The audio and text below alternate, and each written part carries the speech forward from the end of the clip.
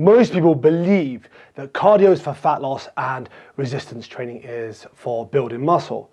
Because after all, the harder you work, the more fat you lose, right? But what we don't take into account is that you can get as lean as you want by just doing a few hours of cardio a week. And when you ask people what their goals are, most people say to lose weight. What they really mean to say is to lose fat and maintain and build as much muscle as possible. It's probably your goal after all. If you just keep chasing weight loss, you'll end up skinny fat. What most people don't realize, you may not realize yourself, is how much muscle you can actually lose on a poorly structured program.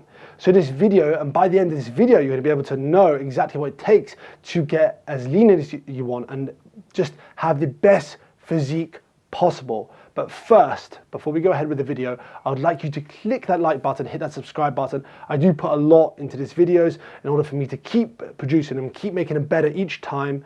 Your support will be much appreciated. It will really help the word get out there and help my message get seen by more people. So let's get right in.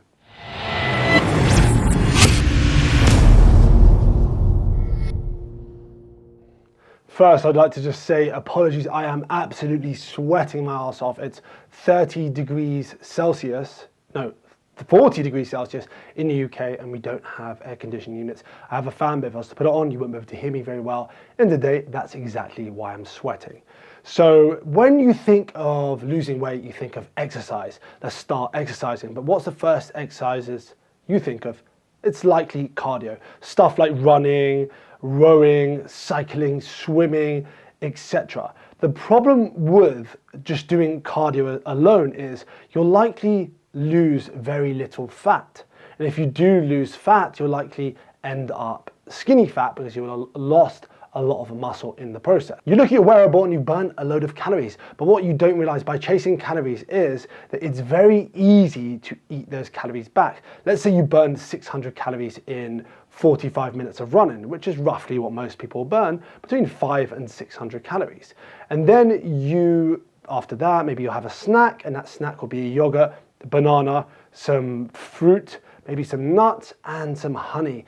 And honestly, that's around 600 calories. Around, depending on how much of the things you use. See how easy it is to eat the calories back. We need a slight reframe here. You need to stop chasing just the most amount of calories burned, because over time your body will adapt. I did a more in-depth video about this, metabolic adaptation, so your body will adapt and you'll burn less calories doing the same exercise, which means if you still continue to eat the same, you're actually gonna stall your fat loss, or you could actually start to gain fat again. So I'm not saying you completely ditch cardio. Cardio is bad, cardio is good. You can still do cardio, but you should focus the majority of your time on resistance training. Here, with resistance training, what you can do is you're gonna maintain or build muscle, depending on what your goals are, depending on where you are in your training process or where you are in your training age, and then that's going to help maintain your metabolism. So you're going to continue to burn more calories at rest. The issue when it comes to resistance training is everyone, maybe including yourself,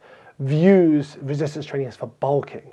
So don't get me wrong, when it comes to weight loss, resistance training is not your best option because you'll likely add weight or your weight won't move. But weight loss is not your goal. Fat loss is your goal. You want to lose as much fat as possible. Resistance training is actually the best thing you can do to lose fat and build muscle. And this is actually backed up by a 2012 paper which looked at 196 men and women. They split them into 3 different groups. They had the aerobic group, no, they actually had the resistance training group first, then they had the aerobic group, so the cardio group, and then they had the resistance training plus aerobic or plus cardio. And what they found was the cardio group, the cardio alone, lost the most weight. But when it came to fat loss, the resistance training plus the cardio lost the most amount of fat and obviously gained the most amount of muscle. So if you want to lose the most amount of fat and build muscle, based on this research, you should be doing resistance training and cardio. So what does resistance training look like? How should a resistance training be structured? And also how should your cardio be structured? So you want to make sure your resistance training, sorry, this is the sweat.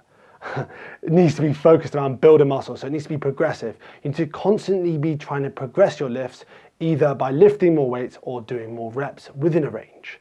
So your training program should also be focused around compound lifts. So by compound lifts, I mean squats, deadlifts, bench press, pull-ups, overhead presses.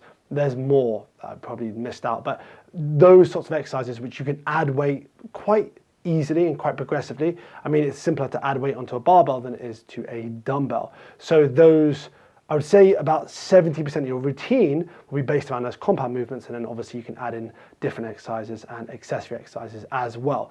And you want to be making sure you're doing resistance training 3 to 4 times a week to kind of maximize these muscle growth benefits. And also make sure that you're training intensely enough, so leaving 1 to 3 repetitions in the tank, so basically left over when you complete a set. That's how hard you want to be training. So between a 7 and 9 out of 10, somewhere between that range. That's your difficulty level with your lifts.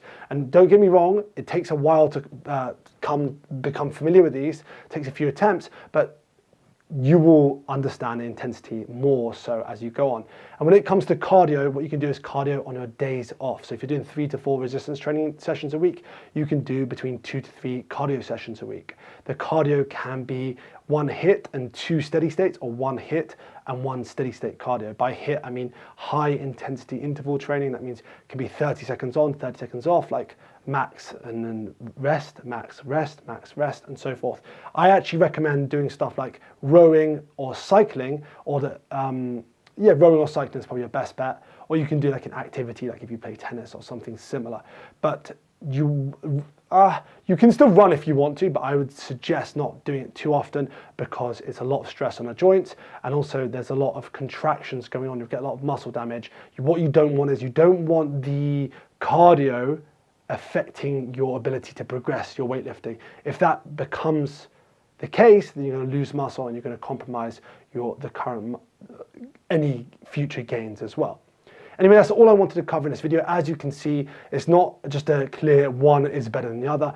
Both combined, you can do both as long as you structure it correctly, and as long as your nutrition supports it as well. So if you have any questions, comment below. Any further questions, just send me a DM on Instagram, AdamScottFit, or what you can do is head on over to my Facebook group. My Facebook group is all to do with building muscle and losing fat, specifically designed at helping men like you achieve your goals. So head on over there, join for free, and you'll have access to a ton of exclusive content, tons of guides, downloadable PDFs, and these will all help you achieve your goals.